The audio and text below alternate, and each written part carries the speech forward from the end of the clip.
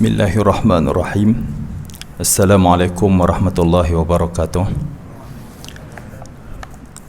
Alhamdulillah, wassalatu wassalam ala rasulillah wa ala alihi wa sahbihi wa kulli man walah bi ihsanin ila yaumil la akhiralah. Amma ba'd. Rabbi shrah li sadri wa yassir li amri wahlul 'uqdatam min lisani yafqahu qawli. Allahumma aftah alaina hikmataka wa anshur alaina min qazaini rahmatika ya arhamar rahimin. Allahumma amin. Tuan-tuan yang dirahmati Allah Subhanahu wa taala sekalian, pertamanya saya minta kebenaran untuk buka ni. Ni rasa tak apa nak selesa. Takut sekali lagi kalau depa buat rakaman depa kata orang lain yang main mengajak. Jadi gitu. Jadi harap tuan-tuan jangan lupalah bawa buku ni. PKP juga. Tapi buku ni tak ada PKP apa. Jadi saya mengharapkan yang dalam tempoh 4 bulan tu tuan-tuan dah khatam dah kot buku ni. Kalau takut kita tebuk lah, kita buat test bertulis bulan depan, boleh tak? Baik. Jadi tuan-tuan yang dirahmati Allah Subhanahu wa taala sekalian, seingat saya lah, kita masuk bab yang kedua, iaitu sumber hukum syarak. Al-Quran dah habis dah kita bahas. Jadi kita akan masuk sumber yang kedua, iaitu As-Sunnah. Maknanya bila kita masuk saja As-Sunnah, tuan-tuan kena ingat balik apa yang kita mengaji dulu. Kalau tak lagi kita bahas, bila ustaz sebut, jenuh lah macam tu. Maknanya memang PKP betul lah, memang duduk di rumah lah. Jadi tuan-tuan, dalam tempoh PKP ni ataupun sebelum itu PKP, ialah walaupun kita melihat ia adalah satu musibah seluruh dunia yang menimpa bukan saja umat Islam tapi seluruh dunia. Tapi apa yang saya perhatikan di situ, kalau tuan-tuan bacalah buku ni perhabis dalam tempoh PKP, dalam tempoh 4 bulan sebelum ni, start dari 18 bulan 3 dulu kan. Jadi tuan-tuan, kita akan nampak macam mana Allah Subhanahu wa taala tu dia jaga agama dia. Melalui Al-Quran, melalui As-Sunnah dan juga sumber-sumber kaedah-kaedah hukum yang lain. Apa saja yang berlaku dalam keadaan dunia terhenti, tuan-tuan, kegiatan ekonomi terhenti, kegiatan politik pun terhenti, berjalan sedang tukar kerajaan, kita pun tak tahu, tiba-tiba naik Perdana Menteri lain. Jadi semua terhenti, tuan-tuan. Berkahwin pun terhenti, maknanya tak boleh kahwin kan, kecuali kes-kes kritikal darurat sangat lah kan. Saya pun tidak nak ni dah, tapi nasib baik PKP lah kan. Jadi gitu, masa PKP balik duduk di rumah, tak jadi kan. Jadi gitu. Tapi kita perhatikan bahawa hal-hal yang berkaitan dengan i'la sya'airil Islam, faraidil Islam, syiar Islam dan kewajipan itu tetap berjalan, tuan-tuan. Dan juga yang keduanya, kita melihat dengan PKP ni, datangnya satu benda halu yang kita tak nampak, virus ni, dia mengajak kita supaya kita lebih terbuka di dalam memahami fiqh. Macam saya katakan daripada peringkat awal, fiqh tu apa? Fiqh itu ialah fahmul ahkam asy-syar'iyyah fil kitabi was sunnah. Kita faham hukum syarak, faham maksud dia, faham macam mana nak melaksanakan hukum yang ada di dalam Al-Quran dan Sunnah. Faham itu adalah fahaman yang betul, faham yang sahih, berdasarkan kaedah, berdasarkan metodologi, kaedah caranya. Bukan kita boleh faham sendiri-sendiri. Kemudian kita nampak macam mana yang dikatakan al-ikhtilaf bainal ulama itu rahmah. Khilaf di kalangan ulama itu sebenarnya adalah merupakan satu ruang rahmat kepada kita. Untuk apa? Untuk kita ambil pandangan-pandangan mana yang mana boleh digunakan bagi menyelesaikan masalah yang berlaku. Dia sedikit pun apabila kita berpegang dengan, kita ambil pandangan daripada mazhab lain. Bukan bermakna kita keluar, kita meninggalkan mazhab kita, mazhab Syafi'i. Nak tunjuk di sini bahawa Islam ni dia turun untuk dunia, bukan untuk mazhab Syafi'i saja. Begitulah juga bukan untuk mazhab Hanafi saja, mazhab Maliki saja. Malah dia turun untuk semua manusia, dan pandangan fatwa di dalam mazhab ni boleh kita ambil. Dalam isu Jumaat sebagai contoh tuan-tuan, ya, daripada peringkat awal tak boleh buat. Baru kita tahu rupa-rupanya ada sunnah sallu fi buyutikum sallu fi rihalikum. Ada dalam hadis, ada dalam hukum fiqh. Kita duk mengajak, tapi saya duk mengajak pun terlupa. Sebab apa? Tak pernah praktik. Tapi bila kata mai tu, maknanya dia rongkai balik, orang mengaji balik, orang tengok balik, buka balik kitab-kitab hak fiqh dalam mazhab Syafi'i ni. Bila kata mai hak tu macam mana nak jawab? Macam mana bila kata sebut sallu fi buyutikum sallu fi rihalikum? Benda ada tapi tak pernah praktik. Macam tuan-tuan, kita mengaji bab haji tapi tak pernah pergi buat haji, belum lagi. Mengaji saja tapi tak nampak. Nampak Mekah saja tapi orang duk cerita Muzdalifah, Mina, orang duk cerita Masy'aril Haram apa semua tu. Kita tak tahu duk tahu mana. Jadi bila kata mai benda ni, musibatu qaumin 'inda qaumin fawaidu. Musibah yang berlaku pada satu kaum, pada satu tempat, itu sebenarnya dia adalah faedah pada kaum yang lain, tuan-tuan. Kan? Jadi bagus kita nampak di situ. Hak mana semayang tarawih 20 ke 8 ke, dia tetap buat dan jadi imam. Tak boleh nak punting dah. Sebelum ni lalu depan masjid tengok ramai clear. Ni hang balik di rumah ada bini, ada anak, tuan-tuan. Jadi Allah bagi kepada kita hak. Kita duk kata kita nak berjuang Islam, kita nak laksana Islam tu, kan? Tuhan bagi sat kat kita lebih kurang dalam 2 bulan setengah. Cuba buat di rumah sendiri. Hak sebelum ni duk cakap hak nu tak kena orang lain buat salah, hak ni tak kena, hang buat sendiri di rumah. Mai semayang imam ni baca tak sedap, imam ni hang jadi imam. Baru tahu sedap tak sedap, baru tahu macam mana naik atas mimbar bagi khutbah raya, tuan-tuan. Kan? Duk takbir Allahu Akbar, lupa kita. Jadi Tuhan bagi peluang. Ini peluang seumur hidup. Kan? Ada orang kata ini seumur hidup, inilah dia tak pergi solat Jumaat. Tapi Tuhan ganti, inilah seumur hidupnya semua pakat jadi imam tarawih, semua pakat jadi imam semayang raya dan juga berkhutbah. Kan? Baik, tuan-tuan. Itu nikmat. Tuhan bagi satu nikmat, Tuhan tarik satu nikmat, dia bagi nikmat yang lain. Dan ulama mengatakan bahawa tidak ada satu nikmat yang Tuhan tarik melainkan dia akan ganti dengan yang lebih baik. Begitulah juga kalau kita tengok di dalam Al-Quran, apabila Allah menasahkan beberapa hukum, ma nansakh min ayatin aw nunsiha na'ti bi khairin minha aw misliha. Tidak ada ayat yang mana Allah nasahkan di dalam Al-Quran kecuali Tuhan akan ganti dengan hukum lain yang setara, ataupun na'ti bi khairin minha, Tuhan bagi yang lebih baik daripada itu, tuan-tuan.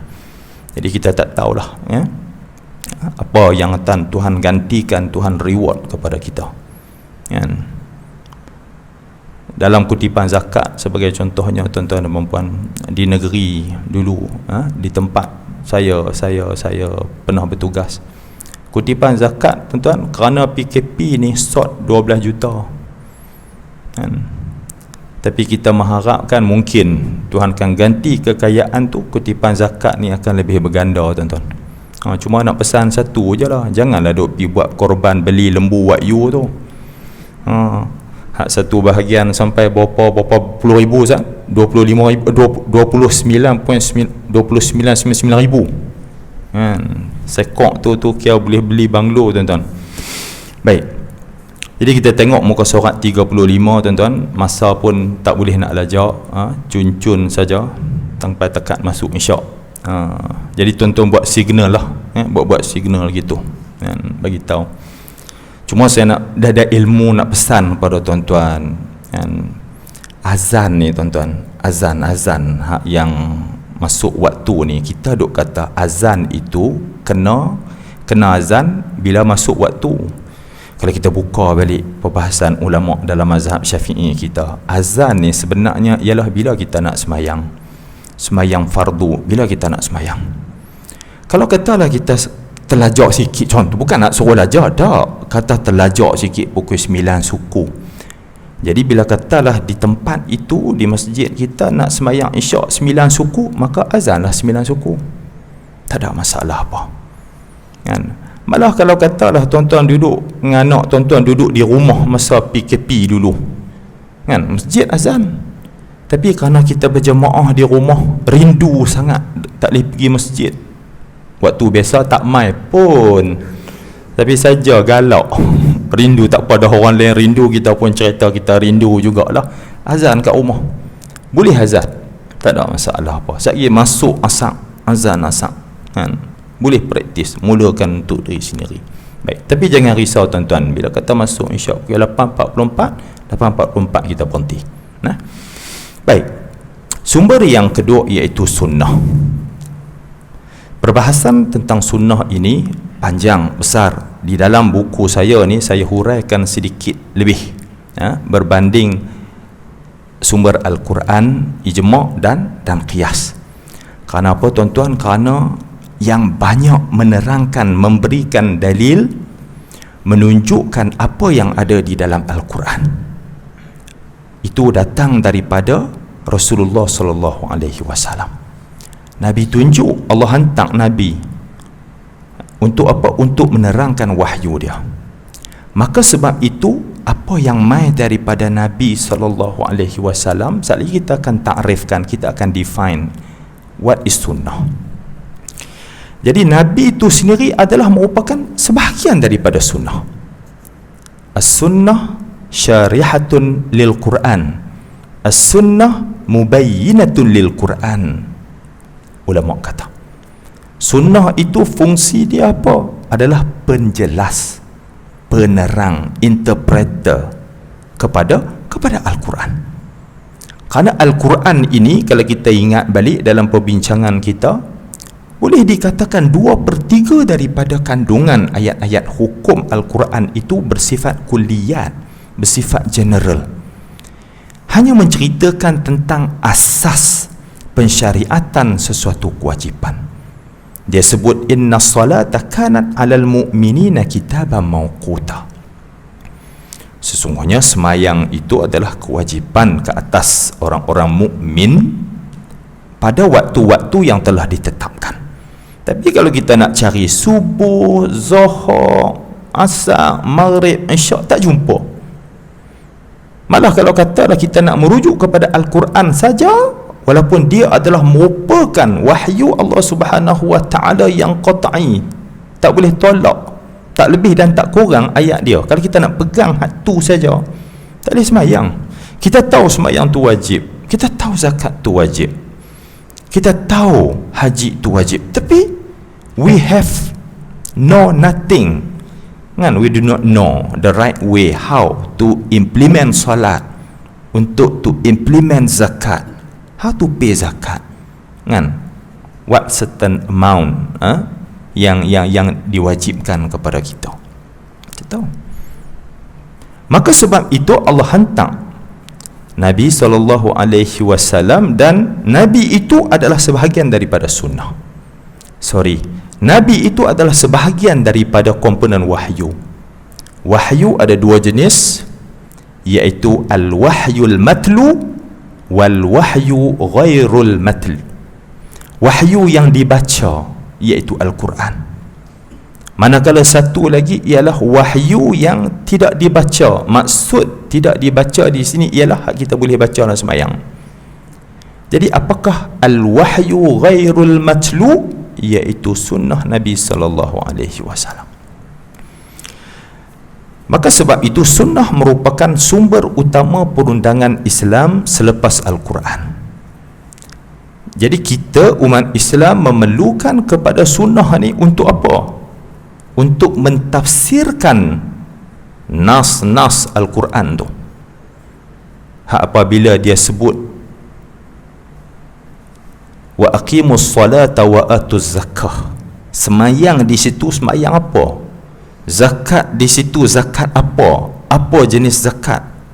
Kita tahu ada zakat pendapatan, maafkan saya, ada zakat pertanian, ada zakat perniagaan, kemudian ada zakat emas, perak, ada zakat harta rikas yang kita terjumpa, harta karun tang mana-mana, kita beli tanah kok belah ulu yam mana, korek-korek tiba-tiba tu dia terjumpa harta karun kan, tak tahulah tiba-tiba ada kat situ, kena zakat. Dan hari ini ada zakat pendapatan yang diijtihadkan oleh para ulama dan diterima oleh kebanyakan ulama. Orang yang ada pendapatan, ada gaji tetap juga dikenakan zakat walaupun dia tak berniaga, walaupun dia tak tanam durian. Durian hari ni mahal tuan-tuan kan. Kadang-kadang orang tu dia ada pendapatan. Ini saya nak masuk sikit lah. Zakat ni bukan dia tengok pada pendapatan utama. Kadang-kadang orang tu dia kerja, gaji dia mungkin pegawai rendah, gaji lah ni kan kerajaan dah naik dah, orang kata apa, garis kemiskinan tu 2000 berapa. Jadi kalau katalah pada had tu dikira sebagai miskin 5000 ke bawah ni tuan-tuan, miskin relatif kalau duduk kat USJ. Saya ni sebenarnya masuk dalam T21 tapi duduk kat USJ asnaf zakat. Tuan-tuan jangan buat main-main dengan tuan-tuan kan. Geng-geng kaya-kaya, datuk-datuk saja yang duduk tang ni. Hak main mengajak ni sebenarnya nak kata usah tu hutang belaka kan. Baik, jadi kita kena ingat bahawa kadang-kadang gaji kita hak printed dalam slip tu tak banyak mana, tapi kita ada homestay, kita duk buat orang kata apa, JV, jual nasi lemak tepi jalan, tak boleh gelak dah lah ni orang duk jual nasi lemak. Jangan duk buat gelak, tanya menega apa jual nasi lemak, jangan tuan-tuan kan. Sehari dia berdai sampai 300 sama dengan gaji Profesor Madya. Baik jual nasi lemak jadi Profesor Madya kan, cukai tak kena bayar kan. Bila kita campur tu rupanya pendapatan 10,000 dan sentiasa bertambah kan. Kena zakat tuan-tuan.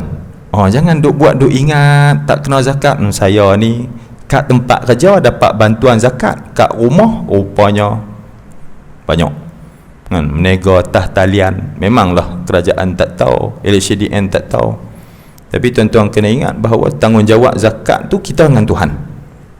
Bayar kan. Siapa tak bayar, Tuhan akan cop dengan setrika tu kat tengah belakang dia di hari akhirat kelak. Jadi kita nampak siapa yang duk kena dobi kat akhirat tu, kita tahu, kat dunia dulu susah, rupanya kaya tapi tak banyak zakat. Hati-hati tuan-tuan. Saya bukan kata, saya kata kat saya sendiri. Mana tahu kok jual buku ke apa ke tiba-tiba laku tuan-tuan, tapi nak bagi tahu modal dapat lah, untung tak banyak kan. Banyak tu banyak hak bagi, kadang-kadang terlupa. My time PKP ni kita terlupa, mereka pun terlupa. Tak apa, hak tu kita sama-sama ambil pahala. Mereka baca buku pun dapat. Bukan nak kata kat tuan-tuan kata kat tempat lain Baik, jadi untuk mentafsirkan teks-teks Al-Quran, nas-nas Al-Quran, untuk menjelaskan petunjuk, kadang-kadang kita baca Quran, kita nampak ayat tu menunjukkan sesuatu, dalalah Al-Quran dia tunjuk pada sesuatu. Aqimus salah, semayang kita tahu kata wajib. Kemudian tiba-tiba kita jumpa ayat, ya ayyuhallazina amanu idza tadayantum bidainin ila ajalin musamman faktubu. Ayat hak terpanjang dalam surah Baqarah. Tuhan suruh kita tulis rekod hutang kita. Apa hukum rekod hutang? Tadi Tuhan suruh semayang, bentuk arahan semayang, bayar zakat, puasa, tulis hutang, semua menggunakan sirah pattern yang sama, iaitu hampa hendaklah, iaitu perbuatan perintah. Maka datang sunnah. Dengan adanya sunnah baru kita tahu bahawa hukum tulis hutang ni bukan wajib, sunat saja. Tapi hak semayang di sini, aqimus salah wa atuz zakah, hukumnya wajib. Pasal apa jadi macam tu? Diterangkan dalam sunnah. Kerana apa? Kerana Nabi juga menggadaikan baju besi dia, hutang lah tu, maknanya buat pinjaman lah. Sahabat-sahabat pun ada yang berhutang, pinjam apa semua, ada yang tulis, ada yang tak tulis. Jadi ini menunjukkan bahawa dalam Al-Quran hukumnya walaupun mai dalam bentuk pattern yang nak sama macam perintah wajib, rupa-rupanya bukan wajib tapi sunat. Jadi gitu. Jadi kita tahu, kita faham tu macam mana? Kita tahu daripada sunnah. Merungkaikan kerumitan makna selain mensyariatkan hukum tersendiri. Sunnah ni maknanya dia menjelaskan makna-makna hak yang kita tak tahu, kan?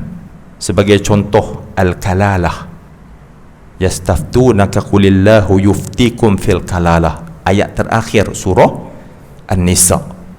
Mereka bertanya kepada kamu tentang al-kalalah, kan? Al-Quran sebut kalalah, kemudian terus dia cerita pembahagian sekian. Jadi orang pun bertanya, apa makna kalalah? Maka di dalam sunnah, di dalam asar dinyatakan bahawa al-kalalah itu ialah malla walida lahu wala walada, iaitu orang yang tak ada bapa, tak ada anak. Maknanya dia sebatang kara saja, dia hidup, dia kaya, tak ada siapa, tinggal dia. Bila kata dia mati, maka harta pusaka dia macam mana? Jadi itu. Baik. Selain mensyariatkan hukum sendiri, maksud mensyariatkan hukum sendiri ni tuan-tuan dan puan-puan, hak ni nanti ni dia ada perbincangan dia yang kita tak akan sempat sentuh malam ni, tapi dalam siri akan datang. Cuma saya bagi dulu dia punya intro dia. Jadi hukum dalam syariat Islam kita ni ada sebahagian yang mai daripada Al-Quran, ada sebahagian lagi yang tak ada dalam Al-Quran tapi ada di dalam sunnah. Selain daripada Al-Quran, sunnah mentafsirkan, menjelaskan, menghuraikan hukum-hukum yang ada di dalam Al-Quran. Sebagai contoh, dalam Al-Quran Allah Subhanahu wa ta'ala sebut tentang perempuan-perempuan yang haram dikahwini. Ayat akhir juzuk yang keempat sebelum wal muhsanat tu, wa antajma'u bainal ukhtain illa ma qad salaf. Ayat last sekali juzuk yang keempat. Bilangan ayat ana tak ingat ustaz, ana hafiz nama, bukan hafiz bilangan ayat Al-Quran. Ustaz hafiz kan, ustaz kena ingat. Fardu kifayah ke ana, fardu ain ke ustaz? Sampai baik ke? Baik. Jadi dalam ayat ini Allah Subhanahu wa ta'ala mengharamkan seseorang itu mempoligamikan, memadukan seorang isteri dengan adik ataupun kakak dia, kan? Kita tengok ada seorang tu kira depa kembang perempuan, kita kahwin dengan kakak. Jadi hak kembang ni kadang-kadang dia ada Tuhan bagi special, maknanya dia hidup daripada kecil sampai tua ni kira sama. Biasanya dia kahwin dengan hak kembang juga. Jadi payah. Saya tak tahulah sebab saya bukan kembang dan tak ada adik kembang. Jadi mungkin tuan-tuan ada anak ataupun ada saudara. Kita perhati Tuhan bagi special, kan? Jadi dan kerajaan bagi keistimewaan tahu kepada anak kembang ni. Kalau seorang layak masuk SBP, hak seorang lagi tak layak, hak tak layak tu automatik akan dapat ikut dia punya kembang dia, kan? Boleh duduk sebilik, boleh duduk apa-apa. Cuma dalam penjarakan sosial ni tak boleh duduk sekatil lah, kena jarak 1 meter. Tu tuan-tuan. Tapi tuan-tuan tak usah duk fikir lah, bolehkah lagi nak buat anak kembang? Dah bagi orang lain lah, kan? Bukan zaman tuan-tuan lah, kan? Lupakan lah, kan? Ni untuk anak-anak kita, cucu-cucu kita. Jadi tak boleh memadukan antara dua beradik, tak boleh. Allah pengharamannya itu kerana apa? Kerana innakum in fa'altum qata'tum arhamakum. Nabi jelas, Nabi beritahu. Kalau kata buat juga, putus hubungan silaturahim. Payah tuan-tuan. Walaupun kembang ni dia sama rupa, tapi bila jadi bini kita lain perangai dia, kan? Tuan-tuan beli handset iPhone 8 Plus bagi kat bini muda, bini tua kata apa? Takkan bagi kat dia yang 7 Plus saja. menatang iPhone kalau 8 Plus ni dekat-dekat 6,000, kena hak baru ni kalau tak silap boleh pergi buat haji kan. Jadi bila kata kita buat macam tu tuan-tuan dan puan-puan, menyebabkan kerana handset saja boleh bergaduh adik-beradik. Pasal apa? Sebab suami tak berlaku adil. Tapi kalau suami tu lain, hak kahwin dengan kakak tu saya, hak kahwin dengan adik tu Cik Yaakob kita, tak ada masalah apa kan. Cuma dengki kat Cik Yaakob je lah kan, sebab hang boleh bagi kat bini hang, tak apa, dia bergaduh hak tu tak ada masalah apa. Tapi dalam hadis dinyatakan bahawa haram kita berkahwin seorang perempuan dan pada masa yang sama memadukan dia dengan anak saudara dia ataupun dengan ibu saudara dia. Hak ni lagi bahaya, lagi payah tuan-tuan. Bini muda, bini tua, anak menakan. Bini nombor 2, mak menakan dia. Depa ni kalau depa duduk luang, kita tak kahwin dengan depa, dia panggil mak menakan dia tu maklong, tua dah lah, hak kecil sekali maksu. Bila berkahwin dengan kita, dia tak boleh panggil maklong dah, dia panggil adik. Jadi hak ni pun asal duk panggil nama, tiba-tiba panggil kak. Jadi payah tuan-tuan kan. Tuan-tuan cari hak lain lah kan. Boleh kata ulama cerai hak tu kahwin dengan adik, tapi jangan buat. Benda ada kata boleh harus, tapi bukan bermakna kita kena buat. Contoh dia apa? Poligami. Nak cerita benda okey, betul, sebahagian daripada sunnah Nabi buat, tapi bukan bermakna kita kena buat. Okey. Ustaz ni tak ada apa-apa, dah pemati dah, semangat kami nak menghidupkan sunnah. Nanti dulu dia akan jumpa. Baik, jadi Allah Subhanahu wa ta'ala menghantar Nabi Muhammad untuk menunjukkan bagaimana syariat Islam ataupun kita kata undang-undang, peraturan yang Allah Subhanahu wa ta'ala set untuk manusia. Allah buat peraturan, tetapi Allah nak cara macam mana, hak tu kena ikut Allah. Sebab manusia ni, kalau Tuhan bagi kepada kita satu general order kan, tapi tak disertakan dengan arahan macam mana kita nak buat gini, dia akan bergaduh. Mencuri sebagai contohnya, kenapa? Kena potong tangan. Kalau Tuhan sebut dalam Al-Quran, was-sariqu was-sariqatu faqta'u aydiyahuma jazaa'an bima kasaba nakalan minallah wallahu azizun hakim. Orang yang mencuri, laki, perempuan, bila dia curi, potong tangan. Nak potong tangan tu satu had mana? Kat mana kita nak potong tangan?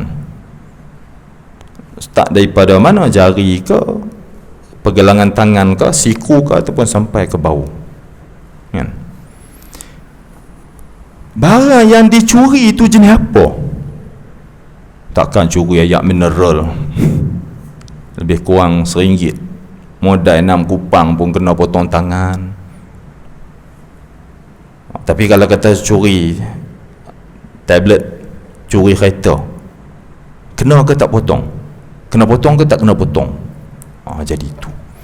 Jadi mainnya Rasulullah SAW melalui sunnahnya ini untuk menunjukkan bahawa bila Allah buat peraturan, ikut peraturan itu seperti mana yang Allah nak.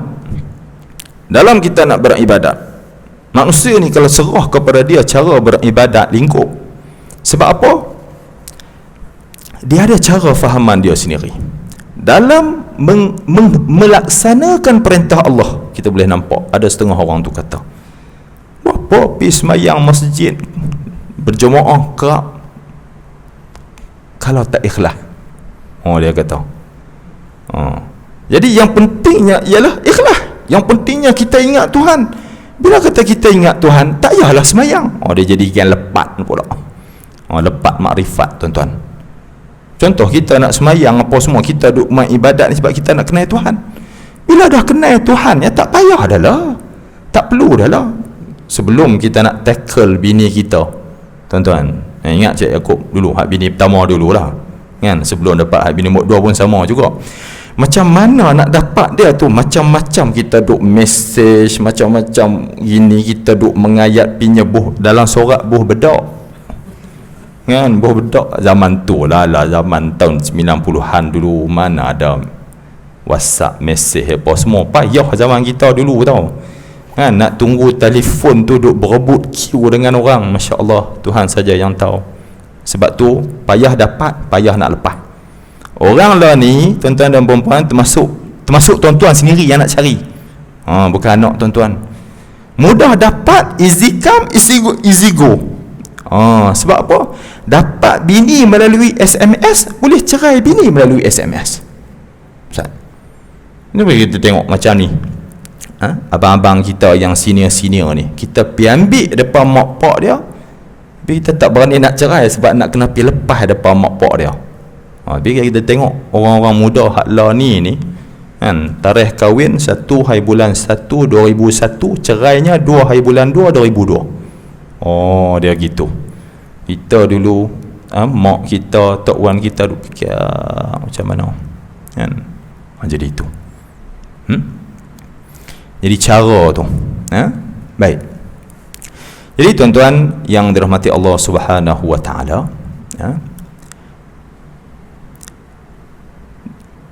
Nabi SAW itu datang berserta dengan satu perintah daripada Allah Subhanahu wa taala, iaitu perintah supaya kita taat kepada Nabi. Sebab tu kita tengok dalam ayat Al-Quran, ya ayyuhallazina amanu atii'ullah wa atii'ur rasul wa ulil amri minkum. Qul in kuntum tuhibbunallaha fattabi'uni yuhibbukumullah. Ayat-ayat yang mana berkaitan dengan ketaatan kepada Allah akan disertai dengan taatur rasul. Sebab apa tuan-tuan? Dalam muka surat yang akan datang tu, saya nanti ni tak mau baca dah, iaitu hadis-hadis dan juga ayat-ayat Al-Quran yang dihimpunkan oleh para ulama untuk menunjukkan autoriti sunnah. Maknanya sunnah ini adalah merupakan sumber hukum yang sama dengan Al-Quran. Dalam kita nak beramal dengan hukum syarak, tak boleh kita ikut Al-Quran saja, kita abaikan sunnah. Kita tak apa tuan-tuan, sebab Alhamdulillah kita mengaji, kita faham. Tapi bagi orang yang tidak memahami sebenarnya, dia kata yang mati Nabi dah tak ada, tetapi Al-Quran itu ada. Bila Al-Quran itu ada, maka Al-Quran itu yang kita kena ikut. Ini yang berlaku pada setengah-setengah kumpulan yang disebut sebagai geng Quraniyun. Geng Quraniyun ni dia nak beramal dengan Al-Quran saja, jemaah Quran saja. Pasal apa dia tolak sunnah? Pertamanya dia kata Nabi SAW tu dah wafat. Bila kata Nabi wafat, peranan Nabi mentafsir, menghurai, menerang, mensyariatkan hukum baru tu terberhenti. Dan yang dikatakan hadis yang direkodkan dalam Sahih Bukhari, Muslim, Sunan Tirmizi, Abu Daud, An-Nasai, Ibnu Majah, Musnad Imam Ahmad, Darqutni, Al-Hakim, Al-Baihaqi dan sebagainya tu, bolehkah kita percaya yang tu adalah merupakan betul mai daripada Rasulullah sallallahu alaihi wasallam? Kita percaya tuan-tuan dan puan-puan. Sebab apa? Kerana apa? Kerana kita mengaji. Dan juga Allah Subhanahu wa taala jaga Nabi, inna nahnu nazzalna zikra wa inna lahu lahafizun. Tuhan menurunkan az-zikr, Al-Quran Tuhan jaga. Tuhan jaga Al-Quran itu dengan Tuhan wakmai Nabi, dan seterusnya Tuhan jaga apa yang mai daripada Nabi yang menjadi sebahagian daripada wahyu dalam sunnah itu. Tuhan jaga, disimpan, dijaga dengan elok. Itu kaedah kita. Kita beriman, al-iman billahi wa rasul, cara kita beriman. Tetapi bagi orang yang dia berpegang kepada pemikiran saintifik, banyak berita dusta, fake, hoax tuan-tuan dan puan-puan. dalam panjang tempoh PKP ni, kita tak tahulah kan, keluar berita macam-macam dengan ada logo dah apa semua, kita pun hampir-hampir nak percaya. Ada setengah tu dah siap forward dah, forward dalam grup, ada 20 grup WhatsApp, 20 grup forward benda yang sama, termasuk geng-geng imam masjid. Dia pegawai masjid ni, dia concern tuan-tuan. Jadi sebab nak maklumkan kepada ahli qaryah, dia forward. Rupa-rupanya keluar kenyataan berita palsu. Aduh. Jadi rekaan kepada benda-benda, fakta-fakta palsu ni tuan-tuan dan perempuan, hak ni mereka melihat, pokok orientalis melihat bahawa kemungkinan besar takkanlah tak berlaku kepada kalam hadis Nabi sallallahu alaihi wasallam. Cerita hak 1441 dulu dalam tempoh 1441 tahun kita ikut hak yang tarikh hijrah lah muda kan. Jadi macam mana nak mempercayai keaslian pada hari Jumaat. An Abi Hurairah radhiyallahu anna Rasulullah sallallahu alaihi wasallam qala idza qulta li sahibika wal imamu yakhutub yaumal jumu'ati ansit faqad laghaut. Kan?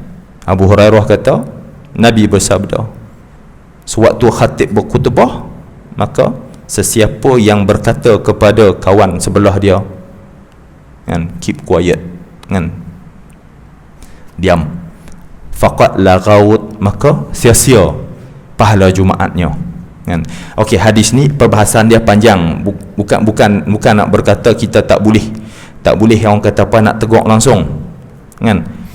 Cuma tinggal hak tu. Okey, hadis ni bagi kita ia memang sahih daripada Nabi sallallahu alaihi wasallam, tapi bagi orang hak yang bukan mai daripada tradisi Islam, bukan duduk di dalam pengajian Islam, mengaji pula bukan daripada pengajian Islam, kata betul ke? Apa bukti? Maka sebab itu tak pelik apabila sebahagian daripada manusia umat Islam menolak sunnah Rasulullah sallallahu alaihi wasallam. Jadi menolak sunnah, kata para ulama, walaupun menerima Al-Quran, tidak melengkapkan keimanan seseorang. Menolak sunnah secara total tuan-tuan dan puan-puan, dia beza dengan menolak hadis sebab tu saya sebut sunnah. Menolak sunnah secara total dengan kata sunnah valid, tapi pada zaman Nabi saja, lah ni tak valid, tak perlu guna dah. Ataupun sunnah ni memang tak valid, kita ikut Al-Quran saja. Hukum orang yang i'tiqad percaya seperti ini tuan-tuan dan puan-puan, tuan-tuan yang dirahmati Allah Subhanahu wa taala sekalian, tak lain tak bukan, walaupun dia sembahyang, dia puasa, dia zakat, kan, maknanya dikira sebagai kharijun anil millah, terkeluar daripada Islam. Ini kerana apa? Kerana Nabi sallallahu alaihi wasallam sendiri telah berpesan. Ada hadis part ini yang diriwayatkan anil Miqdami bani Ma'di Karib Al-Kindi anna Rasulullah sallallahu alaihi wasallam qala yushikur rajulu muttaki'an ala arikatayh yuhaddasu bihadisin min hadisi fayaqulu bainana wa bainakum kitabullahi azza wa jal fama wajadna fihi min halalin istahlalnahu wa ma wajadna fihi min haramin haramnahu ala wa inna ma harrama Rasulullah sallallahu alaihi wasallam mithlu ma harrama Allah. Hadis ini diriwayatkan oleh Imam Ahmad, Abu Dawud, Ibnu Majah dan Al-Hakim. Nabi kata apa? Maksud hadis ni lebih kurang ginilah. Nabi kata dia khawatiri nanti seorang lelaki dia duduk bersila di atas kursi. Nabi cerita dia duduk di atas kursi. Dalam banyak-banyak ni maksudnya saya yang duduk atas kursi tuan-tuan. Itu yang tak apa nak seronok tu. Okey. Apabila mendengar periwayatan tentang satu hadis, maknanya hadisku, Nabi kata dia duduk mengajar, dia duduk syarah ke, dia duduk bahas, tiba-tiba orang bagi tahu kat dia, ni dalam hadis sebut begini. Maka orang tu hak duduk bersila tadi tu, dia kata Kita hanya mengikut Al-Quran, iaitu kitab Allah Subhanahu wa Ta'ala saja. Nampak kata dia ni alim Quran, hebat Quran, bukan kafir. Jadi gambaran dia sini ialah orang tu maknanya memang berpegang dengan Al-Quran. Cuma dia kata bila mai hadis, okey, bainana wa bainakum kitabullah. Yang kami berpegang, maksud bainana wa bainakum, antara kami dengan kamu tu Quran saja. Maksudnya kami hanya berpegang kepada Al-Quran saja. Jadi begitu. Apa yang ada di dalam Al-Quran yang haram, yang halal, halal lah. Apa yang diharamkan di dalam Al-Quran, haramlah. Rasulullah sallallahu alaihi wasallam kata, ala, bear in your mind please. Apa yang diharamkan oleh Rasulullah sallallahu alaihi wasallam sama macam mana Allah Subhanahu wa Ta'ala haramkan. Jadi hadis ini tuan-tuan dan puan-puan, dia punya timing dia cukup cantik kan. Sama-sama tu kira 8.44. Tu kata PKP ni dia mengajar kita berdisiplin, tuan-tuan. Ambil masa sikit nak, bila baca hadis nak syarah sikit kan.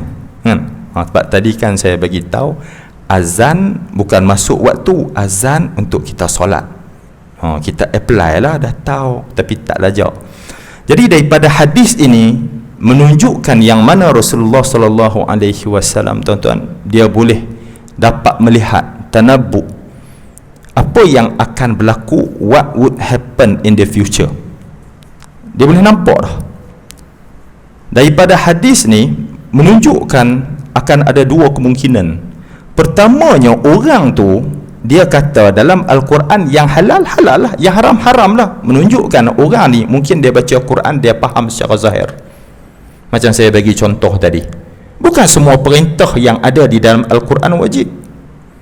Bukan semua larangan yang menggunakan sirah fa'il nahi dalam Al-Quran itu menunjukkan haram. Kadang-kadang dia menunjukkan makruh, kadang-kadang dia menunjukkan harus. Maknanya larangan itu menggunakan sirah tapi bukan mempunyai nilai hukum haram ataupun makruh kan? Baik. Jadi bila kata dia tak faham, dia tidak menggunakan hadis, dia tidak menggunakan sunnah Rasulullah sallallahu alaihi wasallam untuk menerangkan maksud Al-Quran tadi. Jadi Al-Quran itu ada tapi menyesatkan. Yang keduanya, mungkin bagi golongan yang memang menolak sunnah secara total, memang maknanya tak beramal dengan hadis. Nabi ada tapi bila dah tak ada, tak payah ikut, kita guna Quran semata-mata. Hak mana ada dalam Quran saja, yang haram ke, yang makruh ke, yang wajib, yang sunat, hak tu saja, jangan pakai hak lain. Pun dia juga, tuan-tuan dan puan-puan. Jadi dua golongan ni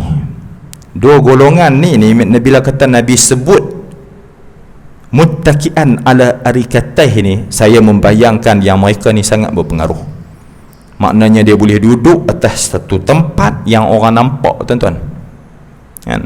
Sama ada tempat mereka duduk itu tempat kuasa politik, mereka duduk dalam tempat ilmu, ataupun mereka duduk dalam satu tempat kedudukan. Kalau katalah mereka itu orang yang salah, orang melihat mereka betul, maka cara untuk menyelamatkan, memastikan kita, tuan-tuan dan puan-puan, terselamat daripada golongan ini adalah dengan mengikut sunnah Nabi SAW. Tapi cara macam mana kita nak mengikut sunnah, hak ni perbahasan dia akan jumpa. Bukan bermakna ikut sunnah kena jadi salafi dan wahabi. Ni saya nak pesan kan? Sebab apa? Sebab kawan-kawan kita ni, geng-geng hak salafi, wahabi, apa semua ni, bagus dia nak ikut sunnah. Tapi bukan bermakna kalau kita tak ikut cara mereka, kita menolak sunnah. Itu tak betul. Habis tu cara macam mana, tu tuan-tuan dan puan-puan, insya-Allah kita akan sambung dalam kuliah kita, insya-Allah, dalam siri dan sesi yang akan datang. Adakah sunnah dan hadis itu serupa? Dan juga sunnah ataupun hadis macam mana yang boleh dijadikan hujah dalam mengikut sesuatu hukum. Tuan-tuan jangan pergi mana tu. Tuan-tuan tak mai pada tajuk yang akan datang ni, tiba-tiba tuan-tuan mai lepas tu tuan-tuan tak faham. Jadi tuan-tuan kena mai bawa buku. Tak ada buku, beli jangan lupa untuk bayar. Melawak ya tuan-tuan. Jadi apa yang baik itu datang dari Allah Subhanahu Wa Taala. Yang sebuah kekurangan, kelemahan itu tuan-tuan dan puan-puan datang dari diri kita sebagai manusia. Satu, saya nak pesan tuan-tuan, buku dah ada, tuan-tuan bacalah dulu. Tak menjadi satu kesalahan untuk tuan-tuan baca awal, walaupun kita tak belajar lagi, tuan-tuan baca. Boleh, insya-Allah. Aqulu qawli hadha wa astaghfirullahal azim li wa lakum. Assalamualaikum warahmatullahi wabarakatuh. A'udzu billahi minasyaitonir rajim. Bismillahirrahmanirrahim.